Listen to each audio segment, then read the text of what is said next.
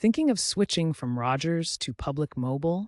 Here's a step-by-step guide to make the process smooth. First, request a 10-digit port-out PIN from Rogers via their app, website, or by calling 1-800-ROGERS-0. This PIN is crucial for transferring your number and is valid for 30 days. Next, sign up for a Public Mobile plan online or in-store, providing the Rogers PIN during checkout. Public Mobile will then initiate the port, which typically takes 1-2 days.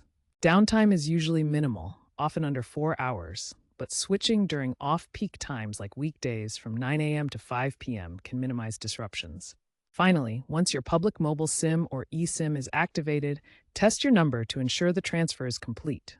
If you encounter issues, contact Public Mobile support at 1-888-527-4897. Public Mobile supports both eSIM and physical SIM cards. eSIMs are ideal for modern devices like iPhone XR and newer, allowing over-the-air activation without physical cards.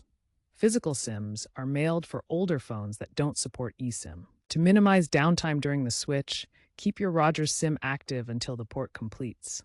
Consider having a backup phone or enabling Wi-Fi calling for continuity. Remember, porting preserves your number but not your data or minutes. Public Mobile plans start around $35 a month for unlimited talk text and 2 GB data. While using Rogers network, data may be deprioritized during peak congestion. For tech-savvy users, eSIM is recommended to avoid mail delays. Always verify your Rogers account details when requesting the port-out PIN to prevent delays or fraud.